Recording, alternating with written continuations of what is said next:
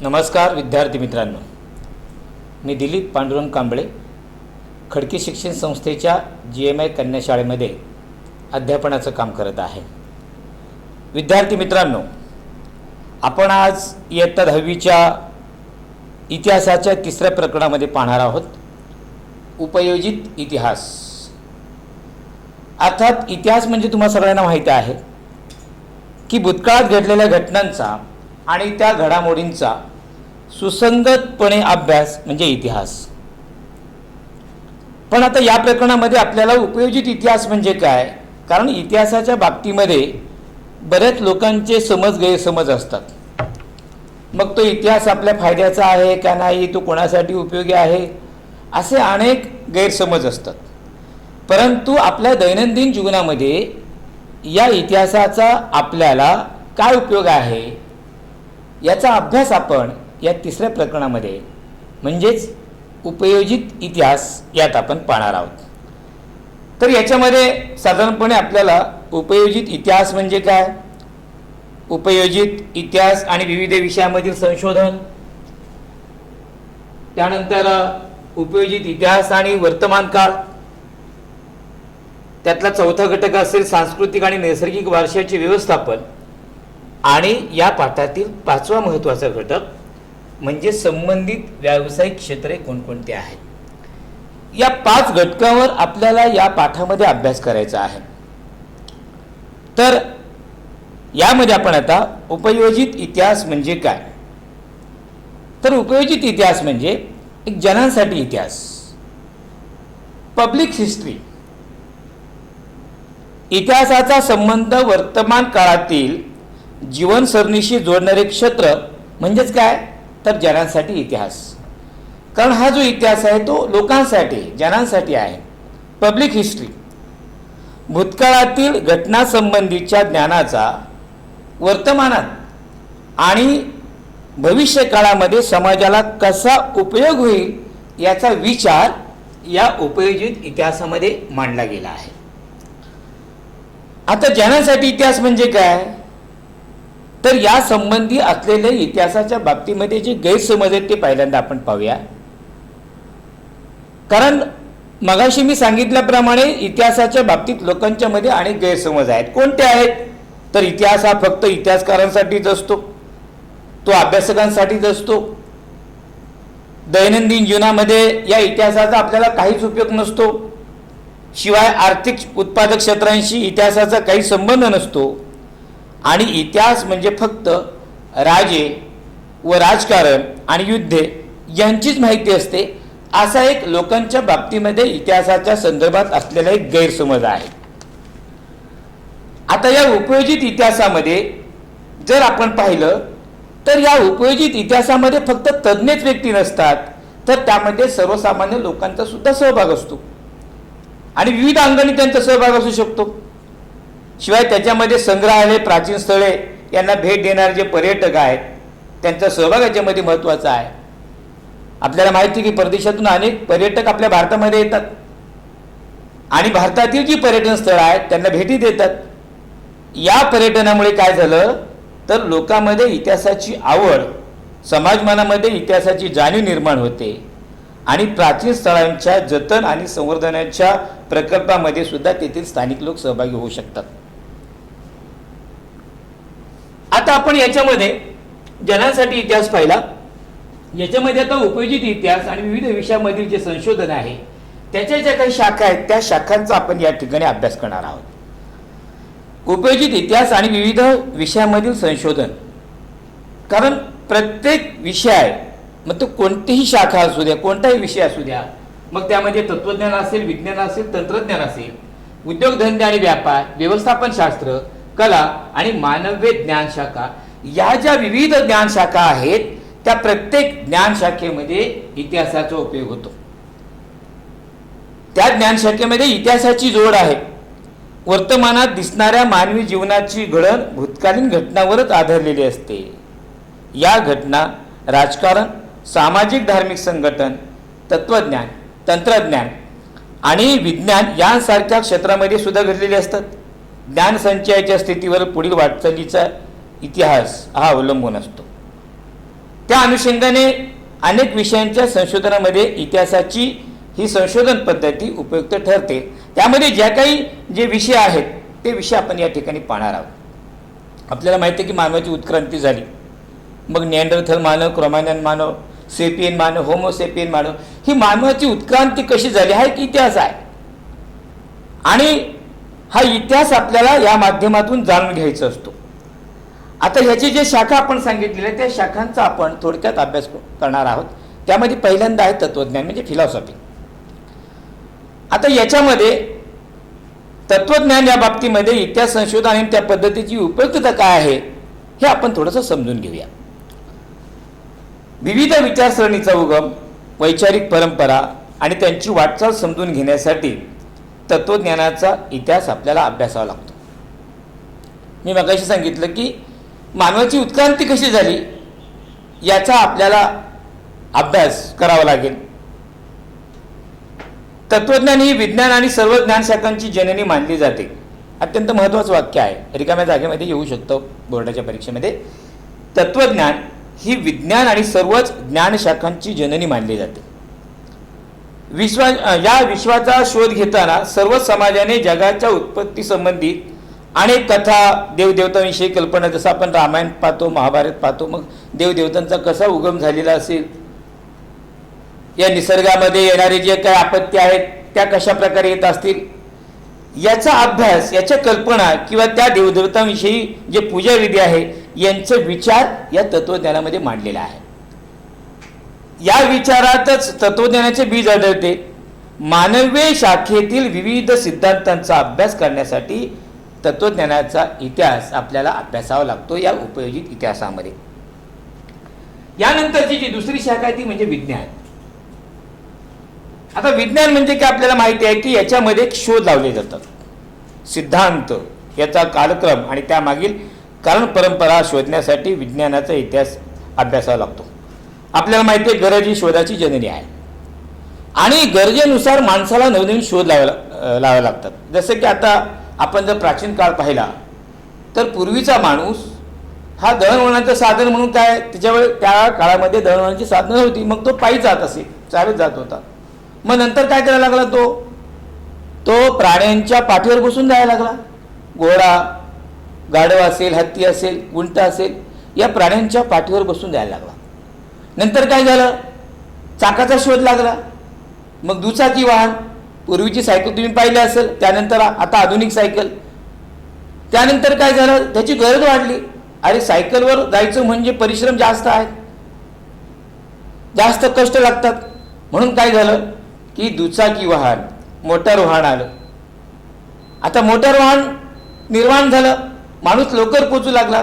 परंतु मोटार वाहनावर सुद्धा त्याला पाऊस लागू लागला, त्याला ऊन लागू लागलं. मग त्याची गरज काय की आपण चारचाकी वाहन निर्माण केलं पाहिजे. नंतर चारचाकी वाहन आलं. त्यानंतर रेल्वेमध्ये तो प्रवास करू लागला, रेल्वेचा शोध लागला. आता विमानामध्ये तो प्रवास करू लागला. म्हणजेच काय तर गरज ही शोधाची जननी आहे आणि गरजेनुसार माणूस त्याचा शोध लागू लागला. जसं मी मागाशी सांगितलं की विज्ञान याच्यामध्ये काय झालं की जेम्स वॅट यांनी बाष्पशक्तीचा शोध लावला. हे काय झालं, गरज ही ज्ञानाची जननी आहे.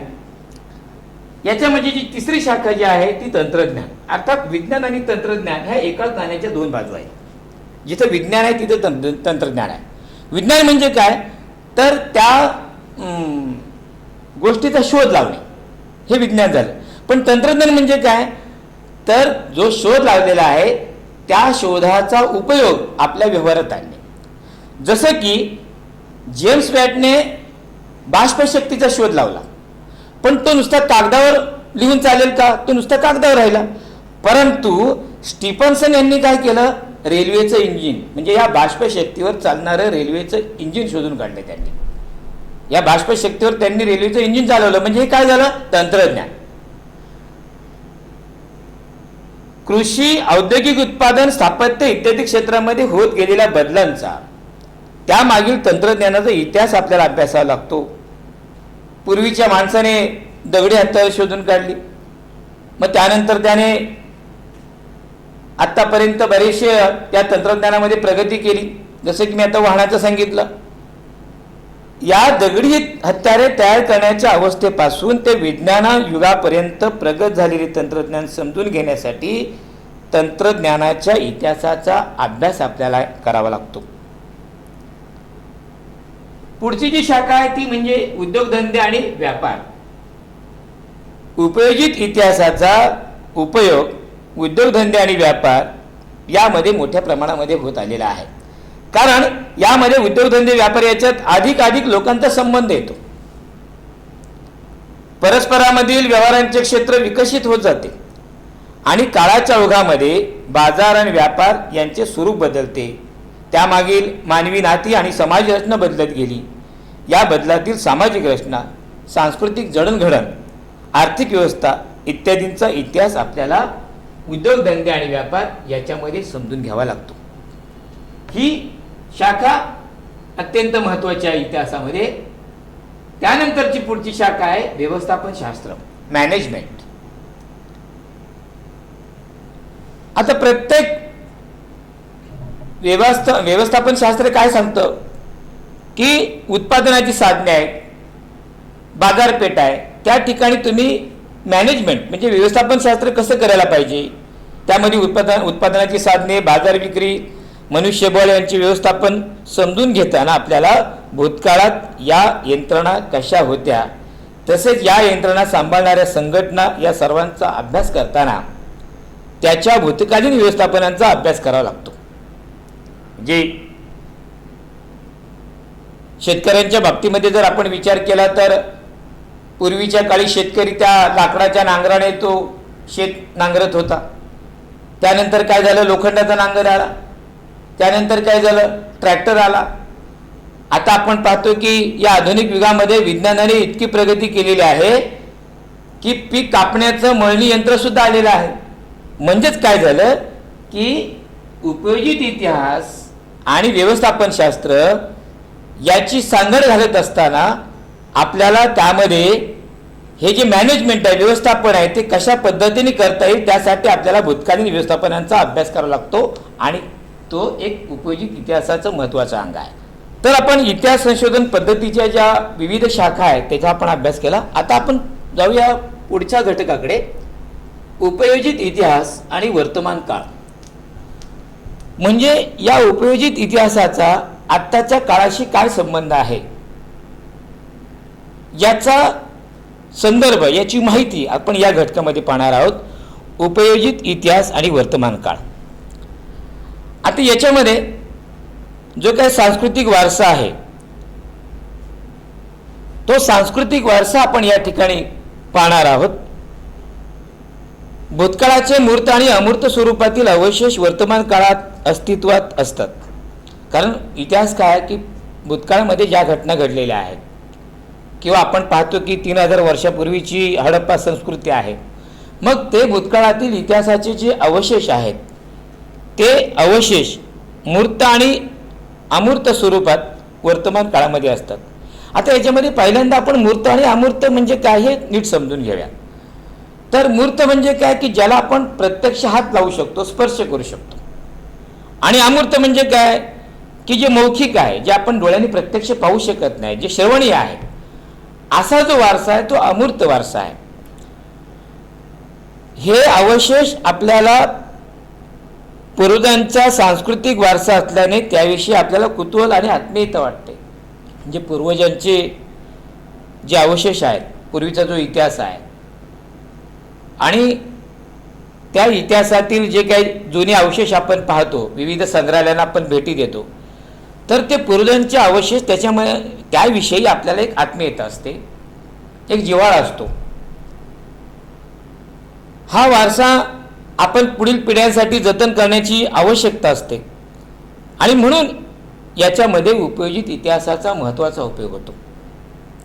मूर्त आणि अमूर्त स्वरूपातील सांस्कृतिक वारशाचे जतन आणि संवर्धन होते. यामुळे शिवाय या सांस्कृतिक वारशामुळे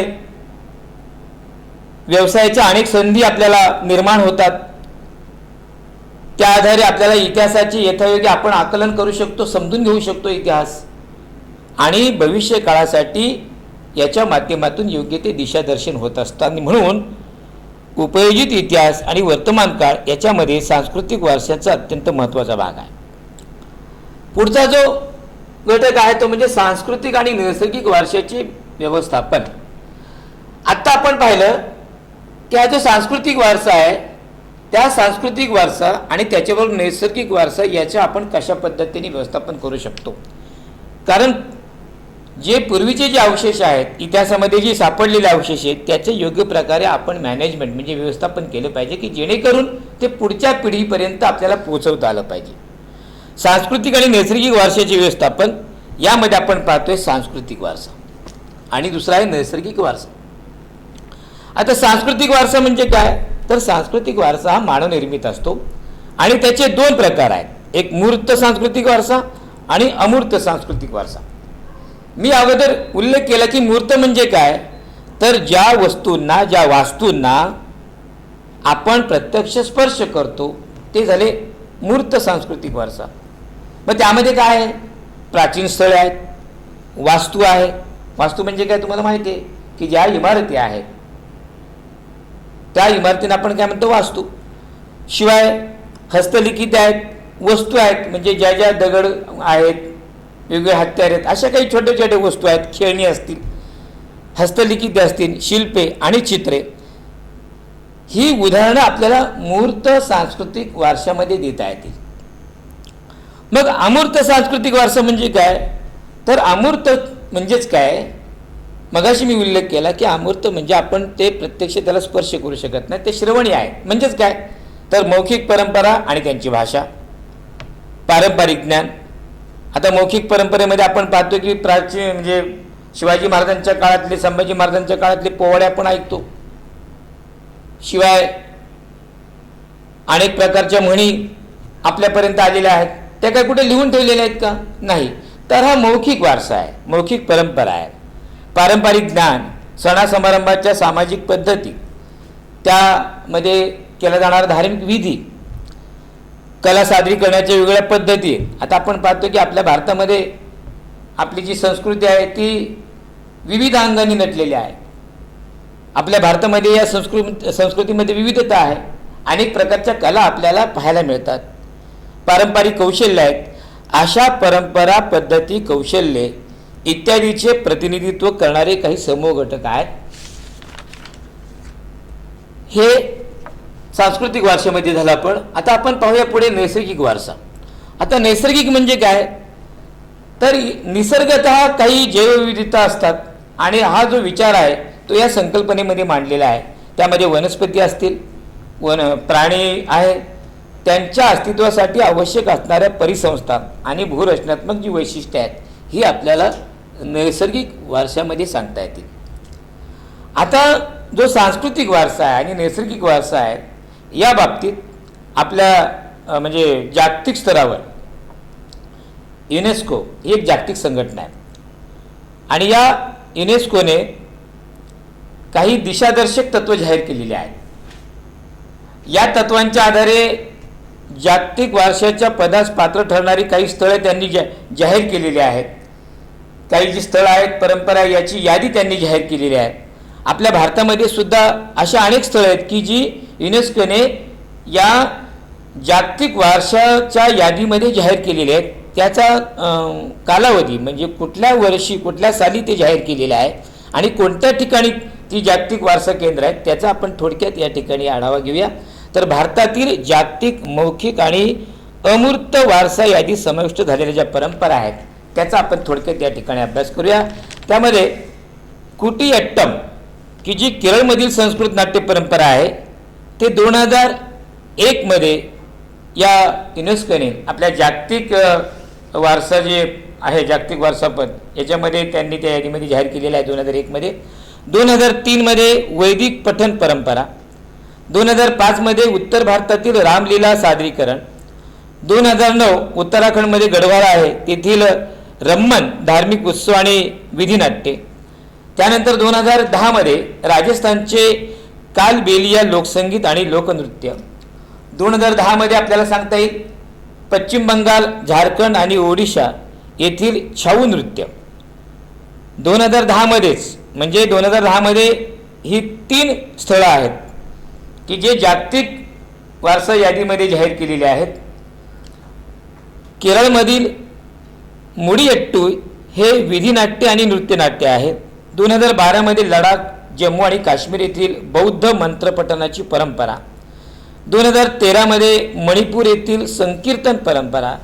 2014मध्ये पंजाबमधील ठटेरो जमातीची तांब्याची आणि पितळी भांडी बनवण्याची कला परंपरा. 2016मध्ये नवरोज आणि 2016मध्येच योग. अशा काही अमूर्त वारसा यादीत समाविष्ट झालेल्या परंपरा आपल्याला या ठिकाणी सांगता येतील. आता भारतातील जागतिक वारसास्थळे सांस्कृतिक. आता जी सांस्कृतिक वारसास्थळे आहेत की ती भारताची आहेत आणि जागतिक या यादीमध्ये जाहीर केलेली आहेत. त्यामध्ये 1983मध्ये आग्र्याचा किल्ला, 1983मध्येच अजिंठा लेणी, त्याच वर्षी म्हणजे 1983मध्ये वेरूळची लेणी, 1983मध्ये ताजमहाल, 1984मध्ये महाबलीपुरम येथील मंदिरे, 1984मध्येच कोणार्क सूर्य मंदिर, 1986मध्ये पहा 4 ठिकाणं आहेत. त्यामध्ये गोव्यातील चर्चेस आणि कॉन्व्हेंट्स, फत्तेपूर सिक्री, हम्पी येथील वास्तुसंकुल, 1986मध्येच खजुराहो येथील मंदिरे, 1987मध्ये घारापुरी म्हणजे एलिफंटा येथील लेणी आहेत, 1987मध्ये चोळ मंदिरे, तंजावरचे बृहदेश्वर मंदिर, 2004मध्ये गंगैकोंड चोळेश्वराचे बृहद मंदिर बृहदेश्वर मंदिर आहे आणि दारासुरमचे ऐरावतेश्वर मंदिर, 1987मध्ये पट्टदकल येथील मंदिर, 1989मध्ये सांचीचा स्तूप, 1993मध्ये हुमायूनची कबर, 1993मध्येच कुतुब मिनार आणि परिसरातील वास्तू, 1999मध्ये Darjeeling Himalayan railway, Nilgiri mountain railway, the कालका शिमला रेल्वे, 2002मध्ये बोधगया येथील महाबोधी मंदिर आणि परिसर, 2003मध्ये भीमबेटका येथील शैलाश्रय, 2004मध्ये चंपानेर पावागड पुरातत्वीय स्थळ, 2004मध्ये छत्रपती शिवाजी महाराज टर्मिनस मुंबई की ज्याला पूर्वी व्हिक्टोरिया टर्मिनल म्हणायचे, पण 2004च्या नंतर आपण त्याचं छत्रपती शिवाजी महाराज टर्मिनस मुंबई असं नामकरण केलेलं आहे, नामांतरण झालेलं आहे. 2007मध्ये लाल किल्ला की जो दिल्लीमध्ये आहे, जयपूरमधील असलेले जंतर मंतर हे 2010मध्ये जाहीर केलं गेलं. 2013मध्ये राजस्थानमधील पर्वतीय जे किल्ले आहेत ते, 2014मध्ये गुजरातमधील पाटण येथील राणी की बाव, 2016मध्ये नालंदा महाविहार पुरातत्वीय स्थळ, 2016मध्ये चंदीगड येथील कॅपिटल कॉम्प्लेक्स आणि 2017मध्ये अहमदाबाद ऐतिहासिक शहर. अशी जी जागतिक वारसास्थळे सांस्कृतिक आहेत भारतातील की ज्यांचा उल्लेख ह्या जागतिक वारसास्थळामध्ये जाहीर झालेला आहे. आता आपण नैसर्गिक पाहूया, म्हणजे भारतातील जी जागतिक वारसास्थळे आहेत नैसर्गिक की ज्याचा समावेश या जागतिक वारसास्थळामध्ये केलेला आहे. त्यात 1985मध्ये जाहीर केलेलं कांजीरंगा राष्ट्रीय उद्यान, 1985मध्येच केवळदेव राष्ट्रीय उद्यान आणि मानस वन्यजीव अभयारण्य, 1987मध्ये सुंदरबन राष्ट्रीय उद्यान, 1988मध्ये नंदादेवी आणि व्हॅली ऑफ फ्लावर्स, 2005मध्ये राष्ट्रीय उद्याने, 2012मध्ये पश्चिम घाट आणि 2014मध्ये ग्रेट हिमालयन पार्क. आता याशिवाय भारतातील मिश्र स्वरूपाचे जे जागतिक वारसास्थान आहेत त्यामध्ये 2016मध्ये जाहीर केलेलं कांचनगंगा राष्ट्रीय उद्यान याचा समावेश होतो. तर युनेस्कोच्या जागतिक नैसर्गिक वारशाच्या यादीमध्ये या ज्या नैसर्गिक आणि सांस्कृतिक वारसास्थळांचा उल्लेख केलेला आहे ते आपण या ठिकाणी पाहिलं. तर याच्यामध्ये अजून एक आपल्याला सांगता येईल की 2012मध्ये युनेस्कोच्या जागतिक नैसर्गिक वारशाच्या यादीमध्ये पश्चिम घाटाचा समावेश झालेला आहे आणि त्यामध्ये आपल्याला माहिती आहे की आपल्या म्हणजे सातारा जिल्ह्यामध्ये कास पठार आहे की ज्या ठिकाणी विविध रंगाची फुलं आपल्याला पाहायला मिळतात. त्या कास पठाराचा उल्लेख की जे पश्चिम घाट रांगेमध्ये आहेत त्याचा उल्लेख 2012मध्ये केलेला आहे. सांस्कृतिक आणि नैसर्गिक वारशाचे व्यवस्थापन हे उपयोजित इतिहासाचे एक प्रमुख अंग आहे. महत्त्वाचं वाक्य आहे. सांस्कृतिक आणि नैसर्गिक वारशाचे व्यवस्थापन हे उपयोजित इतिहासाचे महत्त्वाचे अंग आहे. या वारशांचे जतन आणि संवर्धनाचे काम भारत सरकारचे पुरातत्व खाते आणि प्रत्येक राज्यातील, म्हणजे जसं भारत सरकारचं पुरातत्व खातं करतं तसं प्रत्येक राज्यातील पुरातत्व खाती हे काम करत असतात. यामध्ये इंटॅक्ट म्हणजेच Indian national trust for art and cultural heritage म्हणजे ही एक स्वयंसेवी संस्था आहे की 1984 मध्ये स्थापन झालेली. या विषयातील तज्ज्ञ व्यक्तींचा याच्यामध्ये सहभाग असतो. शिवाय याच्यामध्ये काही सामाजिक कार्यकर्ते आहेत आणि जनतेचा सुद्धा या कामी महत्त्वाचा हातभार असतो आणि त्यातल्या त्यात तिथे जे स्थानिक लोक आहेत त्यांचा जास्त मोठा सहभाग याच्यामध्ये असतो. आता याच्यामध्ये आपण पाहिलं की पुरातत्वशास्त्र, हे पुरातत्वशास्त्र म्हणजे काय तर ते आपण थोडक्यात या ठिकाणी पाहूया. तर नष्ट झालेल्या ज्या संस्कृती आहेत त्या नष्ट झालेल्या संस्कृतीच्या सर्व पुराव्यांचा अभ्यास करणारे आणि ऐतिहासिक मूल्यमापनाचे शास्त्र म्हणजेच पुरातत्वशास्त्र होय. याचं उद्दिष्ट काय आहे तर मानवी विकासाच्या अवस्था आणि संस्कृती याचा अभ्यास करणे हे पुरातत्वशास्त्राचे उद्दिष्ट आहे. या शास्त्रात काय केलं जातं, कोणकोणत्या घटकांचा समावेश आहे तर सर्वेक्षण, उत्खनन आणि माहितीचे विश्लेषण या घटकांचा याच्यामध्ये समावेश होतो. आता आपण प्राचीन काळातलं पाहिलं तर त्यामध्ये शिलालेख, ताम्रपट, नाणी, स्तंभ, भोर्जेपत्रावरील लेख, स्मृतिशिळा आणि उत्खननामध्ये सापडलेल्या सर्व वस्तू शिवाय हाडे, वास्तू या सर्वांचा अभ्यास यासाठी आपल्याला भारत सरकारचे पुरातत्व खाते हे यामध्ये काम करत असतं. आता याच्यामध्ये वारसा जतन प्रकल्पातून साध्य होणाऱ्या कोणकोणत्या गोष्टी आहेत ते आपण पाहूया. वारसा जतन प्रकल्पातून साध्य होणाऱ्या गोष्टी, तर याच्यामध्ये वारसा स्थळाचे मूळ स्वरूप न बदलता त्याचे संवर्धन करणे हे शक्य होतं. समाजाची घडण, आव्हाने, लोकांच्या अपेक्षा यांची माहिती आपल्याला त्या माध्यमातून घेता येते. लोकांच्या भावना न दुखवता जतनासाठीच्या उपाययोजनांचे नियोजन आपल्याला करता येते. शिवाय स्थानिक लोकांना प्रकल्पामध्ये सहभागी करून घेता येते. कारण आता समजा आपण एखादं ऐतिहासिक ठिकाण पाहिलं, काही लेणी पाहिली, तर त्या लेणींचं संवर्धन करत असताना किंवा त्याची डागडुजी जर करायची असेल तर आपल्याला तिथे स्थानिक लोकांना सुद्धा सहभाग करून घ्यावा लागेल. स्थानिक लोकांना या प्रकल्पामध्ये सहभागी करून घेता येतं आणि परंपरागत कौशल्यांना वाव मिळेल अशा व्यवसायांना चालना मिळण्यासाठी अशा प्रकारचं नियोजन आपल्याला या माध्यमातून करता येते. आता पुढचा जो मुद्दा आहे ते म्हणजे संबंधित व्यावसायिक क्षेत्र. आपण आतापर्यंत पाहतो की उपयोजित इतिहास म्हणजे या उपयोजित इतिहासाचा आपल्या दैनंदिन जीवनामध्ये, वर्तमान काळात आणि भविष्य काळामध्ये याचा काय संबंध आहे, काय उपयोग आहे. मग त्या संबंधित व्यावसायिक क्षेत्रांची आपल्याला या ठिकाणी माहिती करून घ्यायची आहे. आता याच्यामध्ये पुढे जो उल्लेख केलेला आहे त्या क्षेत्रांशी संबंधित कायदेशीर नियम आणि सार्वजनिक धोरणे ठरवण्यासाठी इतिहासाचे ज्ञान पूरक ठरत असतं.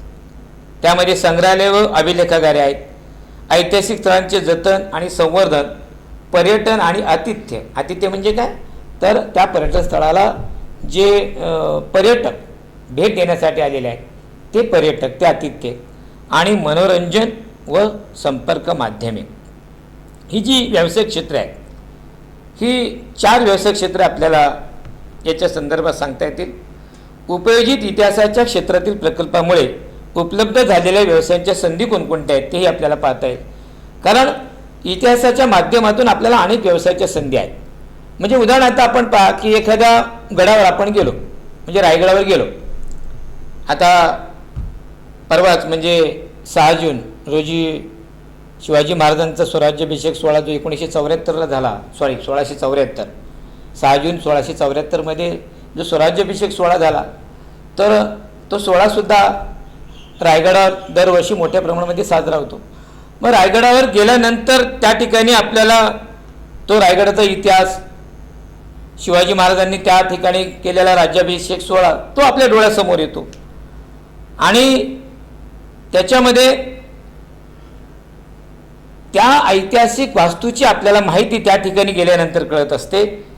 याच्यामध्ये आपल्याला काय पाहायचं आहे तर उपयोजित इतिहासाच्या क्षेत्रातील प्रकल्पामुळे कोणकोणत्या व्यवसायाच्या संधी आहेत. मग तिथे गेल्यानंतर आपण समजा रायगडाला आपल्याला भेट द्यायची, तर तिथे गेल्यानंतर काही गाईड असतात. कोणते ऐतिहासिक क्षेत्र या ठिकाणी घ्या, तिथे तो गाईड आपल्याला काय करत असतो, तो आपल्याला त्या ठिकाणी त्या किल्ल्याची, त्या वास्तूची माहिती देत असतो. म्हणजे ती पण एक व्यावसायिक संधी आहे. संचालक, सचिव, व्यवस्थापक इत्यादी अधिकारपदे याच्या माध्यमातून मिळवता येतात. इतिहासकार, पुरातत्वज्ञ, समाजशास्त्रज्ञ, कायदेतज्ञ हे जे तज्ज्ञ आहेत, हे इतिहासाच्या माध्यमातूनच निर्माण होतात, की जेणेकरून त्यांचा उपयोग, ह्या तज्ज्ञांचा उपयोग आपल्याला इतिहासाची अधिक माहिती जाणून घेण्यासाठी होत असतो. अभियंता, स्थापत्य विशारद, छायाचित्रण तज्ज्ञ इत्यादी तंत्रज्ञ आपल्याला इतिहासाच्या माध्यमातून निर्माण करता येतात. म्हणजे व्यावसायिक संधी आहे त्यांना. वास्तूंचे जतन करणारे जे कर्मचारी आहेत, की ज्या ज्या ठिकाणी जे किल्ले आहेत, गड आहेत, त्या ठिकाणी ज्या वास्तू आहेत त्याचं जतन, संवर्धन झालं पाहिजे, त्यासाठी जे कर्मचारी आहेत, आणि या सर्वांशी संबंधित उद्योग व्यवसाय आहेत. म्हणजे कोणताही आपण ऐतिहासिक स्थळ घेतल्यानंतर त्या ठिकाणी बऱ्याचशा गोष्टी, की जेणेकरून आपण त्या ठिकाणी व्यवसायाच्या संधी निर्माण करू शकतो. म्हणजे पर्यटन आहे, त्या ठिकाणी छोटी मोठी दुकानं आहेत, त्या ठिकाणी फोटोग्राफी करणारे छायाचित्रकार आहेत. मग यांना ज्या व्यवसायाच्या संधी झालेल्या आहेत, त्या इतिहासाचे हे जे काही प्राचीन स्थळं आहेत, जे वारसा स्थळं आहेत, याच्या माध्यमातूनच या व्यावसायिक संधी निर्माण झालेल्या आहेत. याच्यामध्ये आपल्याला हे पण माहिती पाहिजे की ऊरचे संग्रहालय, आपण मागच्या प्रकरणामध्ये त्याचा उल्लेख केला होता, की मेसोपोटेमियातील ऊर येथे जगातील सर्वात प्राचीन संग्रहालय आहे. रिकाम्या जागेसाठी येतं सर्वात प्राचीन संग्रहालय, किंवा एका वाक्यामध्ये सुद्धा येऊ शकतं. तर याचा शोध हा ब्रिटिश पुरातत्वज्ञ सर लिओनार्ड वुली यांनी लागला. मेसोपोटेमियाची राजकन्या एनी गॉल्डी हिने ते संग्रहालय बांधलेलं आहे. प्राचीन वस्तूसोबत त्या वस्तूंचे वर्णन केलेल्या मातीच्या ज्या वटिका आहेत त्या मिळालेल्या आहेत, आणि हे या संग्रहालयाची वैशिष्ट्य आहे. दुसरं जे आहे ते इंडियन म्युझियम. डॅनिश वनस्पतीशास्त्रज्ञ नॅथनियल वॉलिक यांनी कोलकाता येथे स्थापन केले. 1814 मध्ये एशियाटिक सोसायटीतर्फे हे म्युझियम सुरू झाले. कला, पुरातत्व आणि मानवशास्त्र असे या संग्रहालयाचे 3 प्रमुख विभाग आहेत. या संग्रहालयाचे 3 प्रमुख विभाग आपल्याला सांगता येतील: कला, पुरातत्व आणि मानवशास्त्र. तिसरं जे आहे ते म्हणजे अभिलेखागार. आता अभिलेखागार म्हणजे काय, की ज्या ठिकाणी जुनी कागदपत्र आहेत ती जतन करून ठेवलेली आहेत, असं जे ठिकाण आहे ते अभिलेखागार. त्यामध्ये मग जुने चित्रपट, विविध प्रकारचे दस्तऐवज. भारताचे राष्ट्रीय अभिलेखागार कुठे आहे, तर नवी दिल्ली येथे आहे. हे रिकाम्या जागेसाठी येऊ शकतं की आपल्या भारताचं राष्ट्रीय अभिलेखागार टिंबटिंब येथे आहे, नवी दिल्ली या ठिकाणी आहे. आणि प्रत्येक राज्याचं सुद्धा स्वतंत्र अभिलेखागार आहे. चौथं जे आहे ते नॅशनल फिल्म आर्काइव्ह, म्हणजे राष्ट्रीय चित्रपट संग्रहालय. भारत सरकारच्या माहिती आणि प्रसारण खात्याचा माध्यम विभाग म्हणून 1964 साली या संस्थेची स्थापना झाली. आणि हे ज्या संस्थेचं मुख्य कार्यालय आहे ते पुणे या ठिकाणी आहे, पुण्यामध्येच आहे. दुर्मिळ चित्रपटांचा शोध घेऊन त्याचे जतन करणे, चित्रपटांशी जे संबंधित बाबींच्या नोंदी आहेत त्या नोंदी करणे, संशोधन करणे आणि चित्रपट संस्कृतीच्या प्रसाराचे केंद्र स्थापन करणे, या उद्देशाने ही संस्था स्थापन झालेली आहे, की जिचं नाव आहे राष्ट्रीय चित्रपट संग्रहालय, अर्थात नॅशनल फिल्म आर्काइव्ह. तर याच्यामध्ये आपण या गोष्टी पाहिल्या. या पाठामध्ये आपण आता उपयोजित इतिहास हे कार्यक्षेत्र अभ्यासत असताना त्या इतिहासाचा आपल्या दैनंदिन जीवनामध्ये किती सहभाग आहे, आणि सांस्कृतिक आणि नैसर्गिक वारशाचे जतन संवर्धन करण्याविषयी समाजामध्ये आपल्याला कशाप्रकारे जागृती निर्माण करता येईल, आणि हे जी सांस्कृतिक वारसास्थळं आहेत, नैसर्गिक वारसास्थळं आहेत, ती कशाप्रकारे आपण जतन करून ठेवू शकतो, की जेणेकरून त्या पुढच्या पिढीमध्ये त्याचा आपल्याला उपयोग होईल, इत्यादी गोष्टींचा विचार आणि नियोजन आपण या पाठामध्ये केलं. ऐतिहासिक आणि सार्वजनिक या स्थळांचं विद्रुपीकरण होऊ नये यासाठी सुद्धा आपण प्रयत्न केले पाहिजेत, आणि ही ऐतिहासिक स्थळं, सार्वजनिक स्थळं ही पुढच्या पिढीसाठी, पुढच्या पिढीच्या हितासाठी योग्य रीतीने संवर्धन करून ठेवावेत यासाठी पण आपण प्रयत्न केले पाहिजेत. तर विद्यार्थी मित्रांनो, या ठिकाणी आपण उपयोजित इतिहास हा पाठ पाहिला. या पाठाखालील जे प्रश्न आहेत ते स्वाध्याय म्हणून आपण सोडू शकता. पण तर या ठिकाणी आपण विराम घेऊया. धन्यवाद.